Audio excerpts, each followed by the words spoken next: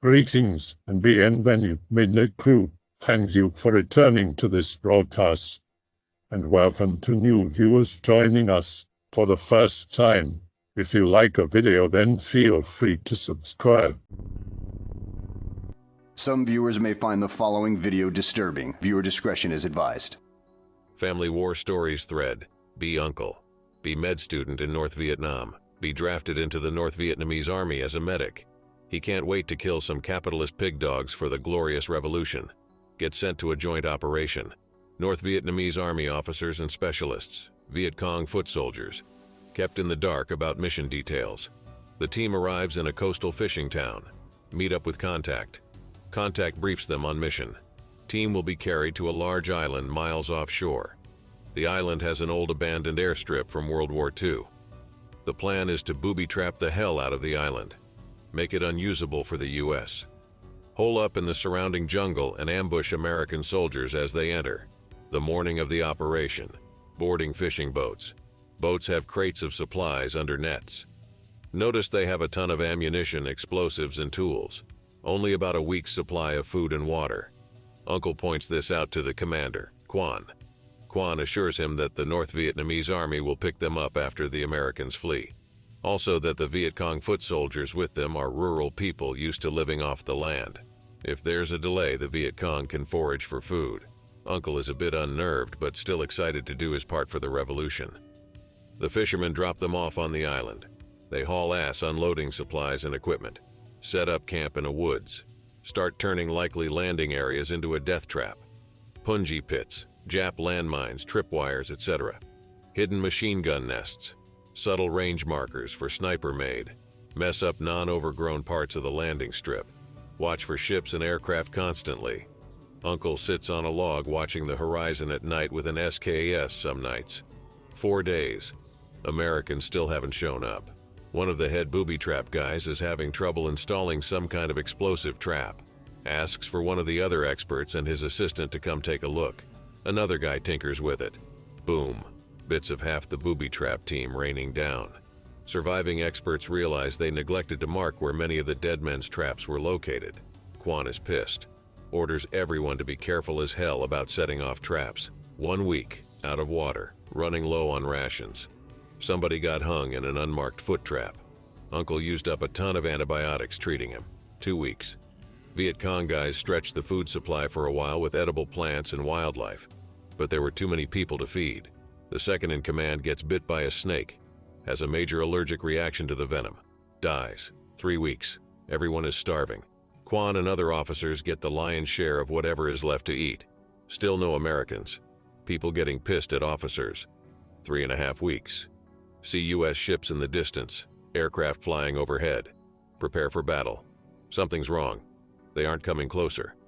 Realize ships are passing the island, heading towards the mainland. See smoke on the horizon. Hear distant explosions. Realize that the Americans aren't coming to the island. Realize that their contacts and prayers for the extraction team probably just got blown up. Realize that they're on their own. Very hungry at this point. The city guy kills a snake. Doesn't cut the head off before trying to prep it. The dead snake reflexively whips back and bites him. Another one bites the dust.jpg. Someone is caught hoarding food. Gets killed by a pissed-off comrade. The friend of the hoarder shoots his killer. Quan shoots friend. 4 weeks. Uncle is having some serious thoughts about this whole communism and global revolution thing. Start clandestine meetings with a few other guys who don't want to die on this island. The plan is to somehow build a raft and escape unnoticed by the hardliners. Work in shifts, putting one together in a remote part of the island. Uncle wakes up to the sound of gunfire. Quan tells men not to worry about it. The sniper comes walking out of the brush an hour later, has a soaking wet bag over his shoulder. Quan states that they discovered 2 traitors plotting to escape and warn the U.S. of their presence. He had been suspicious of one man in particular, so he had the sniper track him when he went on a foraging run. Quan orders the sniper to open the bag. Sniper dumps 2 heads on the ground. Uncle recognizes them as co-conspirators. The sniper states that he followed the traitor to the raft and watched whoever went out that way. Waited until he'd seen another guy come out to work on it, told Quan. Quan ordered the other guy he'd spotted to try fishing on the beach near the raft area. The guy went over to check in the raft first. The sniper shot them both. Quan states that he thinks there are more traitors in their midst. Uncle and other remaining conspirator realize they are in deep shit. 5 weeks. About a dozen men left total, most of whom are terrified of Quan and the sniper now. Will do anything they say in order to stay out of their wrath. Uncle and friend realize they won't ever make it off this damn island if Quan and the sniper are alive. If they're both taken out, the other guys will likely want to get off the island ASAP as well. Decide they have to kill Quan and the sniper. Uncle takes Quan, friend takes sniper. Both targets are paranoid as hell about mutiny. This is going to be difficult. 6 weeks. Uncle plans to place a snake in Quan's bedroll. No luck catching any for a few days. One night he wakes up to screaming, blinding flashes from 3 gunshots. Quan has a body on top of him. It's one of the other soldiers. Guy tried to stab Quan in his sleep. Screwed up his plan, the knife wound wasn't lethal. Quan woke up and screamed. The attacker began stabbing wildly. Quan held up an arm to block the knife while reaching for his pistol with the other. Started shooting wildly. Accidentally shot himself. Pumps 2 rounds into the attacker. The attacker is dead, but Quan is torn up. Hacked up neck, forearm is cut to the bone in spots. Gunshot wound in the crook of his arm. Bleeding like crazy. Yells for Uncle to help. Uncle pulls out medical supplies. Begins patching up wounds. Gives him pills with vasodilating and blood-thinning side effects. Injected with an overdose of painkillers. The sniper is watching, but luckily knows shit about medicine. Asks the sniper to help him apply pressure to wounds. Uncle acts increasingly distraught as bleeding doesn't stop through the night. Quan dies by morning. The sniper takes command. Friend just shoots him in the head when he goes to take a dump. Uncle talks to surviving men. Says they've only got one chance to make it off this island alive, as prisoners of war. Survivors argue over it at first, but hunger wins out. Begin setting fires all over the island. Use mortar to make loud explosions. Fire flares at night. Next day, an airplane flies low over the island. Wave white flags and do whatever they can to get attention. The U.S. military sends heavily armed patrols by the island. One survivor can speak crappy English. Yells at Americans that they are surrendering. Patrol orders men to strip naked and walk slowly with their hands in the air toward the boats. He gets taken prisoner, interrogated like crazy for intel.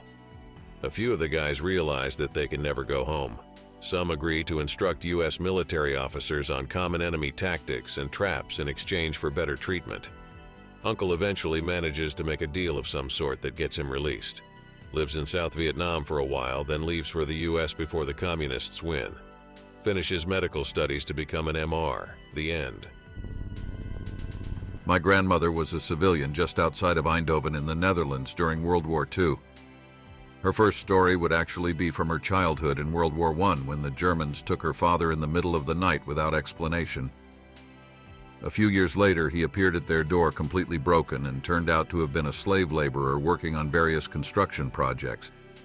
When the Second War began, she was in her 20s.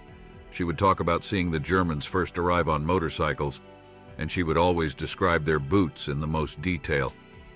She said that once the British began bombing the German positions, she always hoped that they would succeed, not to kill the enemy, but because if they were shot down before they released their bombs, the damage would be much worse among the houses. She was extremely casual about her stories from that time, and she would frequently say, "It was just life." However, there were 3 stories that I couldn't believe hadn't been written about. The first was how, when a British pilot had been shot down, a friend of hers hit him in an attic. His leg had been injured and he couldn't walk, so every day my grandmother would go to her friend's house and treat him. After a few weeks, they let him out of the town and passed the Germans, but never heard from him again. The second story was from when the British liberated the town. I had a toy Jeep on the floor, and she offhandedly told me how she had ridden around with the British commanders and translated signs and pointed out all the German locations. Finally, and this is the best, while watching a program on Churchill, she mentions that she had met him when he visited a hospital she worked at and that he had spoken to her for a while. Aside from the war stuff, she knew a half-dozen languages fluently, taught her disabled child to walk and speak, and didn't once tolerate any bull. Most incredible person I've ever met. He's not blood-related, but he deserves recognition. World War II, girlfriend's grandpa, drafted, sent to the land of the rising sun, working through islands as recon infantry, on recon patrol with a boot camp buddy, moving ahead slowly through the jungle. Japanese machine guns open up on them, hits him in the ankle as well as his pack and canteen. All of the bullets were deflected by objects on his body, but the clasp on his gaiters broke his ankle and cut him open. Boot camp buddy takes one to the jaw. They both hit the ground and Grandpa shot 2 times, once into the head of the machine gunner, once into the back of the gunner's ammo man as he tries to run away. Support arrives in about 5 minutes, packs him and his friend up in a jeep. A friend is bleeding to death, conveys the message that he wants Grandpa to kill him. Grandpa says no. A friend dies 15 minutes later on the drive back to camp. He was then put on leave due to his wounds as well as having a bad case of trench foot and malaria. Attends college in Michigan, makes it through one of the worst winters they have ever seen with malaria for a year. Travels out to Montana, family ranch that he takes over after his father's death. Now owns one of the most successful ranches in Montana. Beautiful family, swims and runs every day, goes to a dance hall every weekend. 95 years old. When he told me about his experience with war, he simply said at the end of it, "I was called upon to fight, and that's simply what I did." I got this story secondhand from my grandfather. It was about my great-grandfather, South African, who ended up shipping over to Italy to help out during World War II. I don't have specifics. My grandfather died recently, and the details died with him, though they might have already died with the older man already. I regret this greatly. Should have been more attentive as a kid. Great-grandfather must have been an officer. It fits the story. And we have a rack of medals of his from the war. I'll have to get pics sometime. B. World War II. Great-grandfather serving far from home. The old man is really anal about his afternoon tea. No matter what, if there's time, he makes himself a pot. Had a lucky teapot, probably some rugged thing you can slap on the burner, more of a kettle. One day making himself tea, leans forward to take the pot off the burner, nearly spills tea. Quick lunges to save tea. Near miss from marksman aimed right at his head at that exact moment. Tea saved his life. I stick by the validity of the story. That old man was a beast. He's been dead for decades, but people still speak about him. I really wish we still had that damn pot. My great-uncle was a member of the 97th Infantry Division Company K, ironic, and was also a full-blooded German born to German immigrants, sent to France and see 2 sergeants casually chatting while occasionally shooting a German body. Doesn't talk a lot about much of the war. Late April, he helped liberate Flossenburg concentration camp in Bavaria, which he would never ever discuss but did twice when very drunk. Goes to Czechoslovakia and is almost killed by a sniper. Meets Soviet troops near the end of war, describes them as drunk assholes. Sent to the Philippines to participate in the invasion of Japan. Does not happen. Assigned garrison duty and guards the storehouse and would sometimes trade bags of rice for money, liquor, and random things. Fun story time. Be guarding German prisoners and moving them towards a POW camp. Column stops to rest. Great-uncle decides to take a nap. Woken up and told to move out. Starts walking along and then hears a German yell at him. Turns around and a POW hands him his rifle he set aside while he slept. At first he was still sleepy and it didn't click in his mind what happened and continued on. And then suddenly realized what happened. Tactically shits himself and starts yelling at the German who was probably laughing with the rest of POWs. I've got some more if anyone wants to hear them. Be patrolling in a captured German town. Word is that Germany has surrendered. Arrive at a house with a German soldier with his family. Probably said screw the war and went AWOL to his family. He's in full uniform crying as he hugs his family goodbye. Literally a feel moment as he had kids. Says goodbye as he walks up to my great-uncle and says, "I surrender." Uncle's like, "Get out of here and go back to your family and continue on." Zero shits given.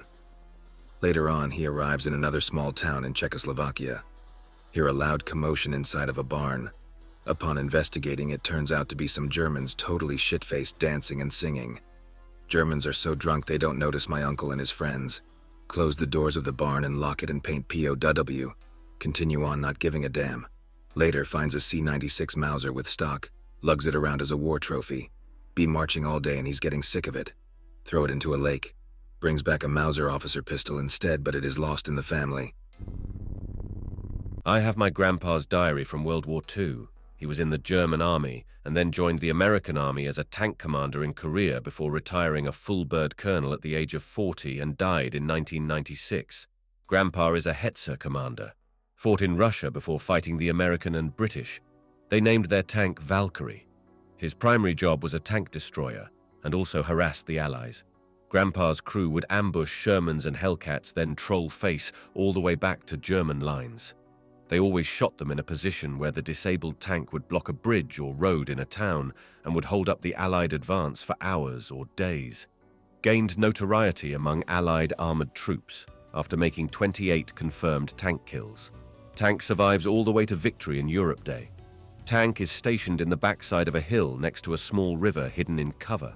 Grandpa hears over the radio that the war is over, Hitler is dead. My grandpa was in charge of his tank and about 10 infantrymen. They are down to half a tank and 2 shells of 75mm AP. Grandpa says, "Screw this, let's go home." The troops throw their rifles and uniforms inside of the tank. Grandpa has the crew put the tank into first gear and roll it into the river. They light the tank on fire, destroying the inside of the tank and their rifles and ammo. Tank is given a proper Viking funeral. Rest now, brave warrior. You have fulfilled your duty to the fatherland and kept us alive in battle. Grandpa and troops marched to a nearby village that they were providing overwatch for. They were happy as hell and singing. The town welcomes them in and gives them civilian clothes. I have a few pages from his time in France. June 5th and 6th. Grandpa and his crew can't sleep because of the planes, explosions, and AA fire. Allies must be doing another bombing run off the coast. Suddenly planes.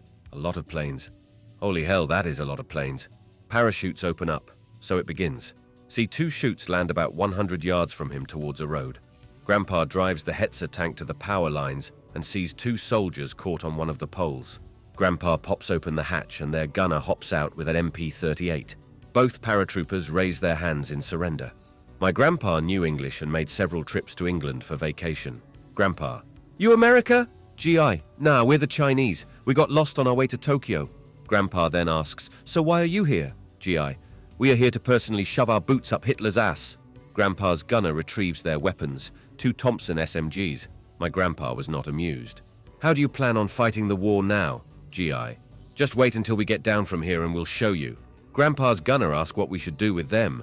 Grandpa says to hell with them. Either our own troops would capture them, or they will be picked up by their own. We got bigger fish to fry.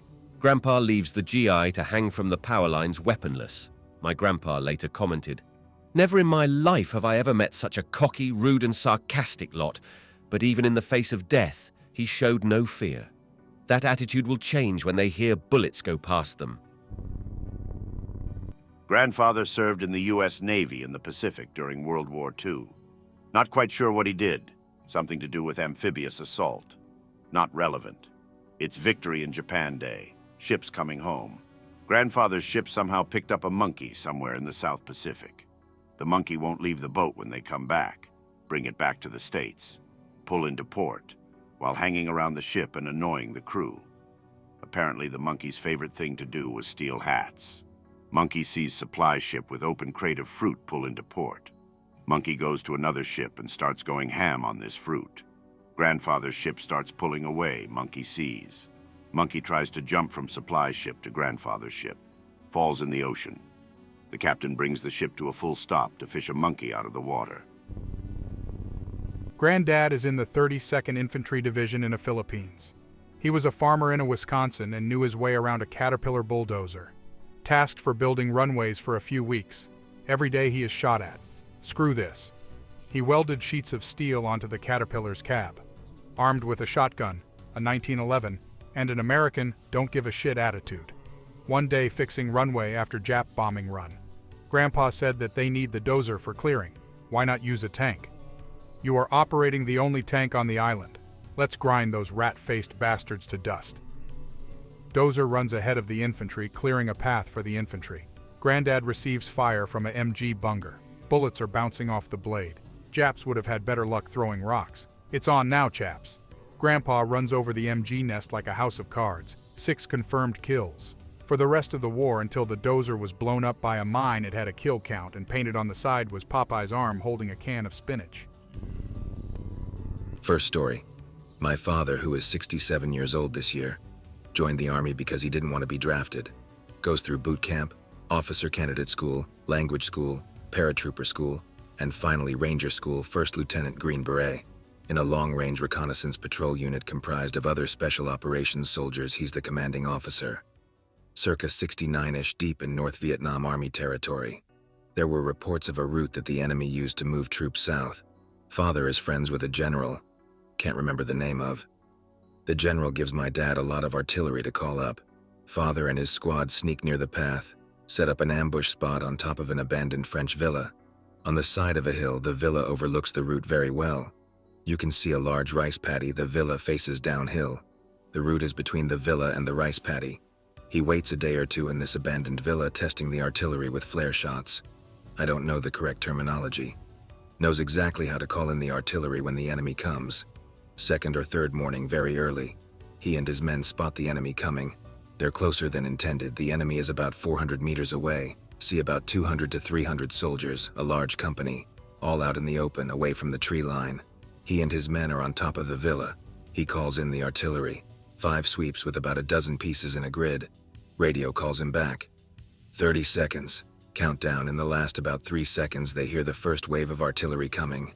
He and his squad open fire. Artillery completely wipes out the enemy. Radio calls for report on casualties. Father doesn't feel like going out there and counting the pieces of bodies. Mission successful. They reach their landing zone and head back to base. I don't ask unnecessary questions, but I'm sure he feels bad about what he did to those soldiers. Those people had lives, families, loved ones. But it is what it is, and this is war. The general's name is something I can't remember. My dad would remember right away, but I'm not living with him anymore, and I don't feel like calling him up for a random question like this. I don't feel like telling any more stories. The ones I have are from my dad being in Vietnam, and most aren't happy. Actually, there is one funny story I can tell. Father, working in base after several long-range reconnaissance patrol missions, gets really drunk at night, I suppose with friends. Has a habit of walking around at night with 2 live grenades, pins pulled, 1 in each hand. One night he's on a rant yelling into the dark at the enemy. Standing on a bridge, he throws the 2 grenades into the river. Loud explosions at night have a tendency to worry people. If I recall correctly, he gets chewed out a bit for being a bit nuts. The local fishermen love him though, for all the free fish. The locals name him Crazy Lieutenant in Vietnamese from that day on. He always tells that story with a grin. Well, there is one more story I can tell today, circa 70 and 71. My father is now a captain, leading platoons and companies through enemy territory, along with still completing long-range reconnaissance patrol missions every now and then. Father met an enlisted man who liked being a point man. This enlisted soldier painted eerily realistic eyes on the back of his helmet. Supposedly, he could see the enemy from behind as well as in front. For that reason, everyone calls him Eyes. Eyes and my father are good friends and do a lot of missions together. It's just a few days before Christmas vacation for most men, including Eyes. This is also Eyes' last day in the field, and he goes home afterwards. Acting as commander, my father leads his squad through an apple orchard. Since this is Eyes' last day in the field, my dad decided to let Eyes walk next to him, instead of being the regular point man. The squad is making its way through the orchard to the boats for pickup. Bang! The sound of a gun cuts through the quiet. Eyes spins around and falls over. The squad starts firing into the trees all around them. Dad yells for his men to hold their fire. Quickly goes over to see Eyes. Eyes was hit in the throat, probably died before he hit the ground. They pick Eyes up and GTFO. Next time they stop, my dad walks behind a tree and cries for Eyes. They all load up on the boat and leave the orchard behind. Never knew if they got the sniper. My dad thinks that they were hiding in a tree somewhere. My dad blames himself for Eyes' death. If he hadn't commanded him to not be a point man, Eyes might still be alive. After this, my dad felt nothing but hate towards the enemy. He said he became a different man that day. A part of his heart died. Every male member of my family today, father, grandfather, brothers, uncles, cousins, is serving or has served in the British Army. Great-grandfather and grandfathers served in World Wars I and II. Dad was in the Falklands, finished service doing some advisement deal in Iraq. Brothers both have been to Iraq and gone. Cousins are either being posted, Germany last I heard, or in a sandbox somewhere. Then there's me. I'm in New Zealand. Unsure if I should feel bad about this. Be my pop's pop. Go to China with the US in World War II. Work radio with some other dudes in Chongqing. The Chinese send over their daily reports, take reports and give them to General Chenault and other commands. Japanese come by and take all the rice from the area. Try to learn Chinese with other guys. The Chinese there laugh because we suck at it. Whatever, they spoke good enough English. One time a bomber lands on a tiny river island. Can't take off from a tiny river island. Anything that can be removed from the bomber gets taken off the plane to make it light enough to take off. All of it gets stuffed into the radio room. All of it. I don't have too many stories, since I grew up several states away from my grandparents. He told me that at the end of the day, he and a bunch of other guys would just go over and hang out with Chenault at his house. This one comes from my uncle who volunteered for 3 tours in Nam. Second tour, not sure of Uncle's rank at this point. Something above private, though, is tasked with picking up some cherry-ass lieutenant and bring him to a forward operating base. Gotta drive through a small village to get there. Small convoy composed of keeps begins to slow down as they cruise through the village. Uncle sees some nice-looking Vietnamese lady walking towards, then smiling with a basket of fruit. The lieutenant smiles at the thought of delicious fruit. Lieutenant's face is coated in brain matter and skull bits as my uncle grabs his trusty 12-gauge and pumps buckshot into her a foot or two away. The lieutenant is freaking out and wants to know why he wasted someone giving them fruit. They take a closer look into the basket. Shit is full of grenades. Lieutenant asks how my uncle knew. He replies, "She was walking too fast." He gave me his bayonet and his boonie hat. The bayonet is rusted all to hell, but I hope to mount it on an AR one day to honor my uncle with Charlie blood. I hope that you enjoyed tonight's broadcast. If you enjoyed tonight's story, then please subscribe to the channel as more green texts will appear daily. A new broadcast will appear when the clock strikes midnight Central Time.